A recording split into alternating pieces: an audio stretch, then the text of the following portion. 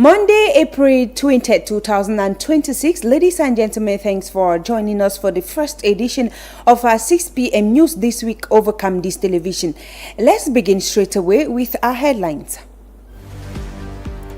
A strong message from Pope Leo XIV to young people in Cameroon has sparked intense reactions as he urged students to resist the temptation of leaving the country in search of better opportunities abroad and instead invest their talent in national development. While many welcomed the call for patriotism and hope, others pointed to the harsh economic realities of limited jobs and access to credit, fueling a growing public debate about the future of the nation's youth.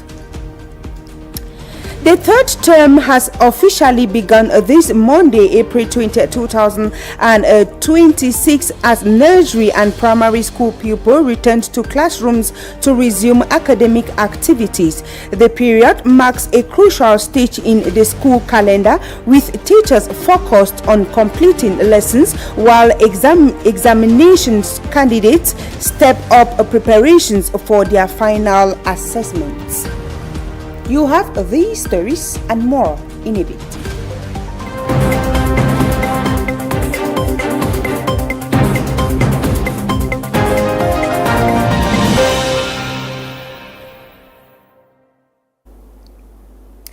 Thanks once more for joining us. As you heard in one of our lead stories, during Pope Leo XIV's visit to Cameroon, he encouraged young Cameroonians to explore their future at home, telling thousands not to give in to discouragement. The message was meant to anchor a generation tempted by exile. This has left a heated debate on the streets as young traders countered the Pope's plea with a economic hardship.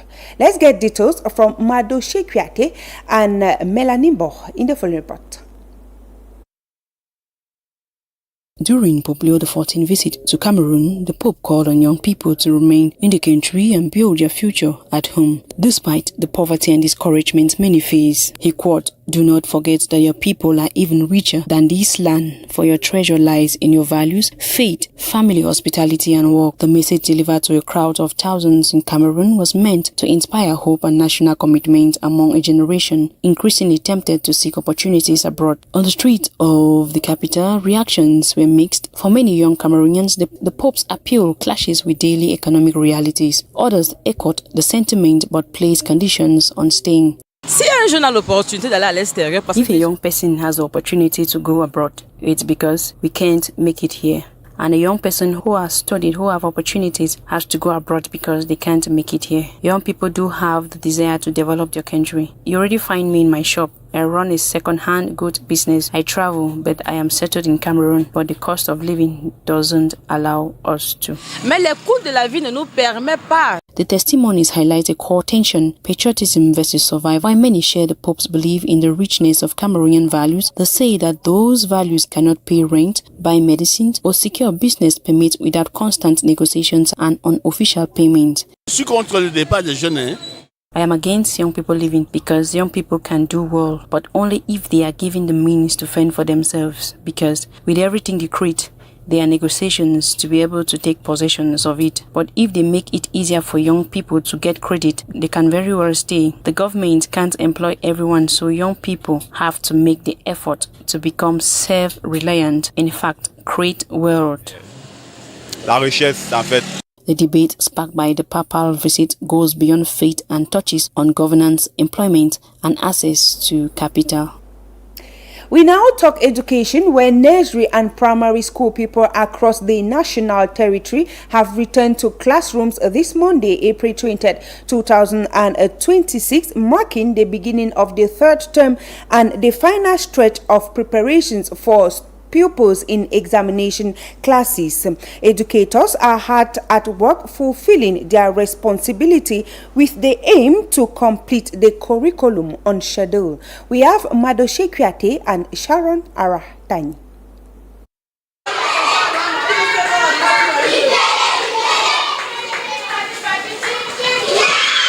As the third term officially resumes this April 20th across basic education, schools are once again buzzing with renewed energy, particularly among examination classes. Third term has started very well because we are present.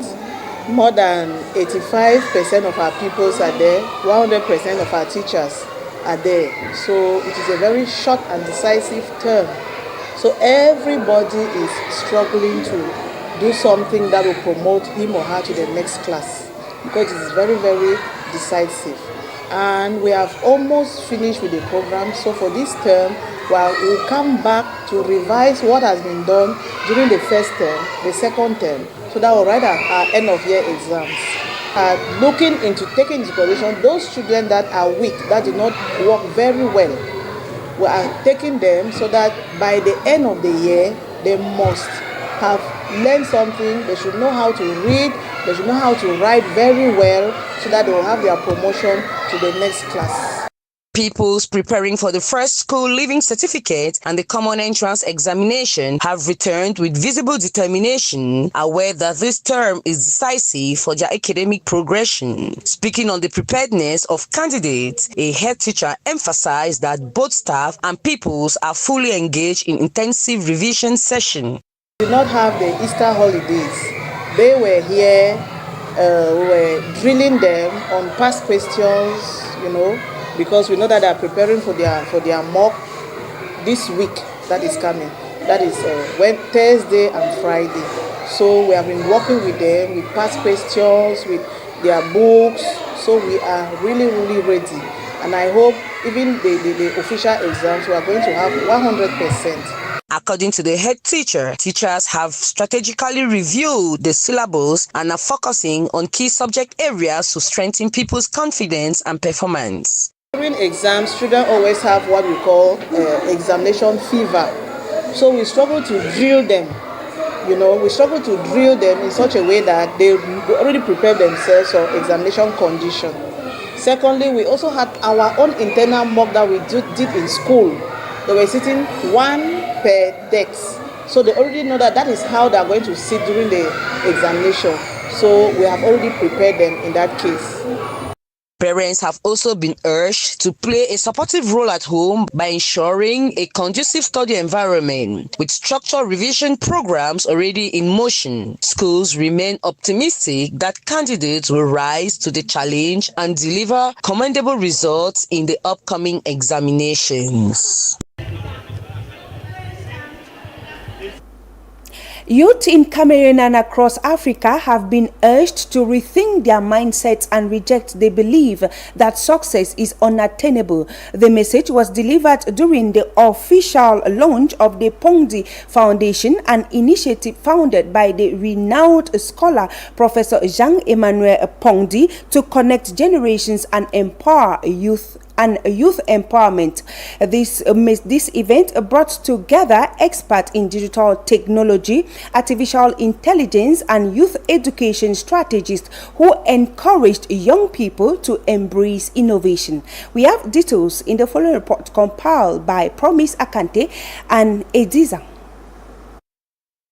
With slogan relying on endogenous knowledge to build a sound future for Africa, the Pongdi Foundation is a Cameroonian-based Pan-African think and do institution founded in 2022, designed to move Africa from the margins of history to the center of its own future. Unlike classical foundations or NGOs, it positions itself as a continental response mechanism, one that goes beyond charity to actively shape Africa's intellectual, political, economic, and cultural destiny through endogenous knowledge and African-led solutions. The Pongdi Foundation aims to serve as the link between the past, present, and future, something the founder, Professor Jean-Emmanuel Pongdi, says is absolutely important. The link between the past and the future through our own civilization, while not excluding other knowledges, of course.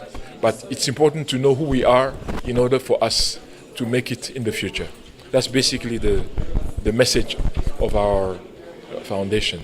Speakers at the conference were drawn from various professional backgrounds, cutting across digital technology experts, artificial intelligence, and youth education strategies. The youth present felt the significance of the call and are resolute to live up to the challenge. What the Ponty Foundation is trying to bring in is to tell the young people that they are responsible of the Africa in 50 years. So the question is, what will be Africa? What will Africa look like in 50 years to come?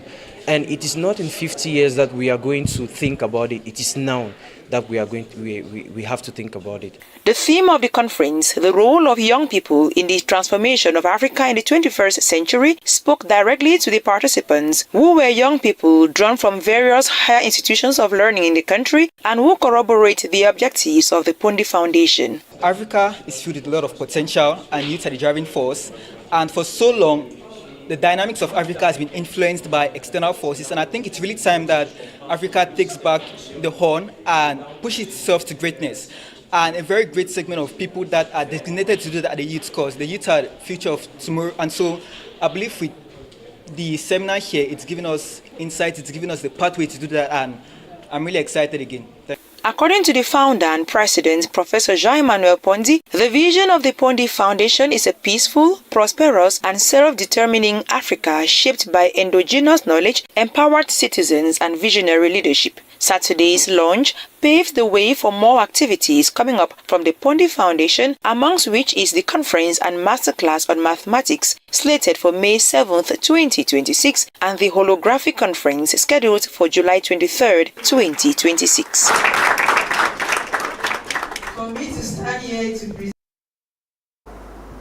We now talk health in this newscast, where the 2026 edition of World Malaria Day comes up in April 25th, 2026, with the campaign theme driven to end malaria. Now we can, now we must. This initiative focuses on accelerating progress against malaria through new vaccines, new treatments, and improved vector control, targeting a malaria-free environment or future. We have Promise Akante once more, who presents the statistics of malaria in Cameroon in the following report.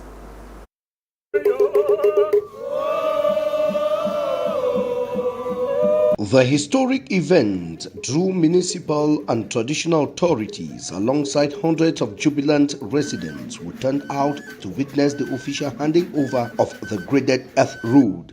In his welcome address, Fon Asanji II Mchomba described the occasion as the rebirth of Mchomba, stressing that peace and development remain the collective aspiration of the people of Mchomba, Mbatu and Songwa. He praised the collaboration between the population and the city council, noting that the road now reconnects livelihoods and restores dignity.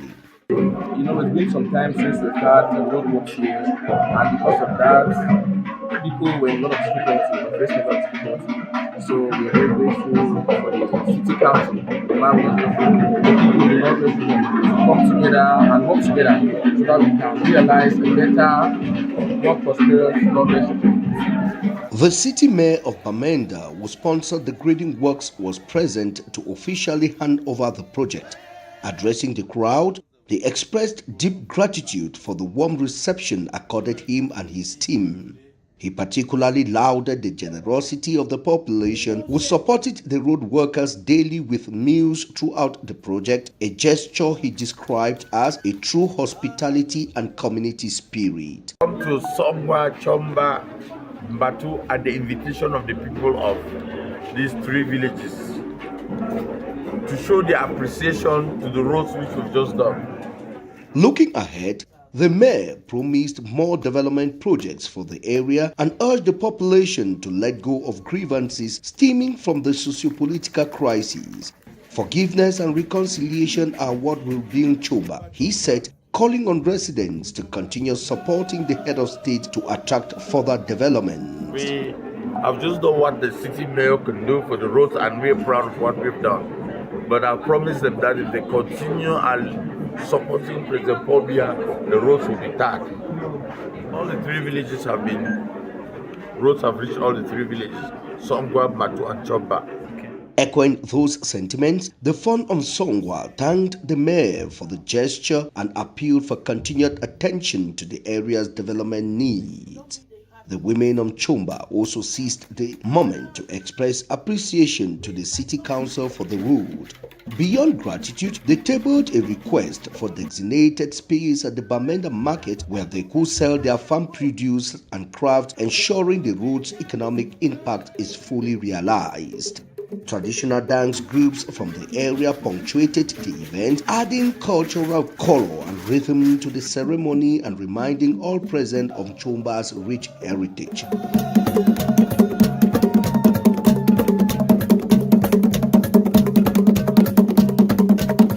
As the dust settled on the newly graded road, message from Chomba Palace was clear.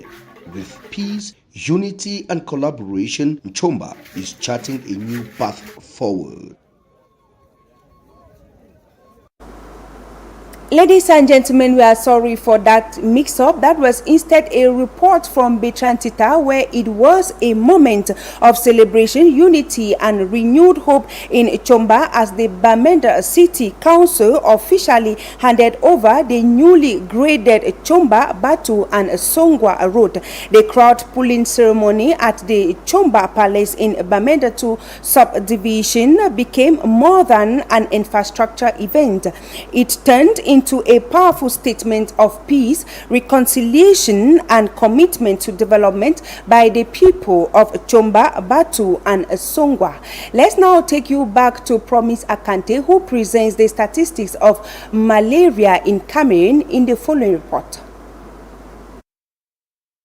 With over 2.1 million confirmed cases reported in the first 9 months of 2025, malaria remains a critical public health issue in Cameroon. It is a leading cause of hospitalizations, accounting for 30% of outpatient visits, with high incidence rates in the center and east regions. As of September 2025, the annual incidence rate of malaria stood at 96 cases per 1,000 inhabitants and 25.9% proportional morbidity. According to the National Malaria Control Program, the 2024 report indicated over 2,000 malaria deaths, nearly 3 million cases, and 1 million hospital admissions. The incidence rate was reported at 260 cases per 1,000 population at risk. In 2023, an estimated 7.3 million cases and 11,600 deaths were reported. Children under 5 and pregnant women are the most affected, reasons why the government of Cameroon opted for free treatment of simple malaria in these categories of citizens. The center, east and south regions show high transmission, with the Plasmodium falciparum parasite prevalence in children under 5 rising in some areas, for example in the south region 33% to 46% prevalence. Cameroon is implementing the world's first malaria vaccine to combat this high burden. These statistics support policymakers, researchers, and stakeholders in understanding the country's malaria burden and progress towards its control and elimination.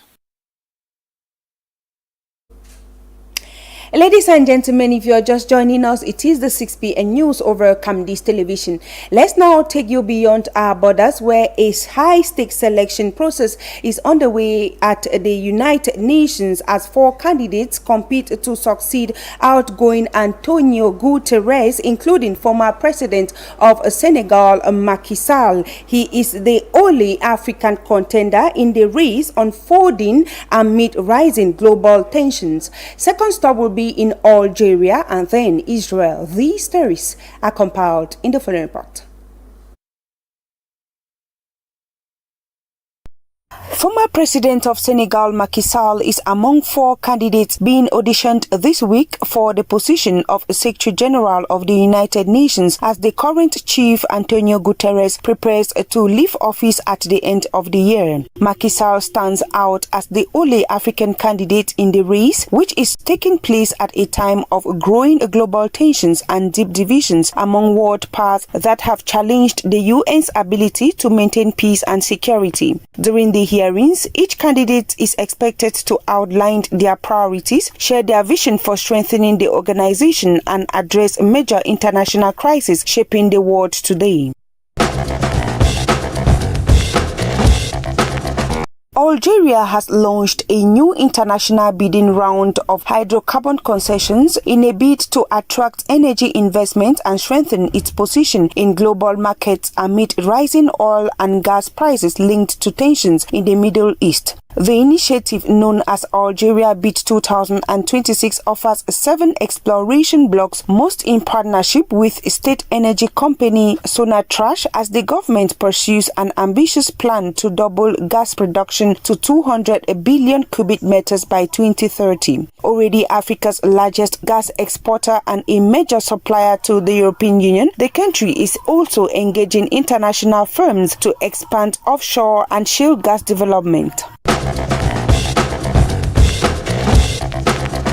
More than a dozen Muslim-majority countries, including Saudi Arabia, Egypt, Turkey, Pakistan and Kuwait, have strongly condemned Israel for appointing a diplomatic envoy to the breakaway region of Somaliland, describing the move as a violation of Somalia's territorial integrity. The African Union also rejected the decision, warning that unilateral recognition of the territory could threaten regional stability. Tensions have further intensified amid reports that Israel may establish a military base in Somaliland, a strategic location near the Gulf of Aden, following its historic decision in December to officially recognize the territory as an independent state and appoint its first diplomatic representatives.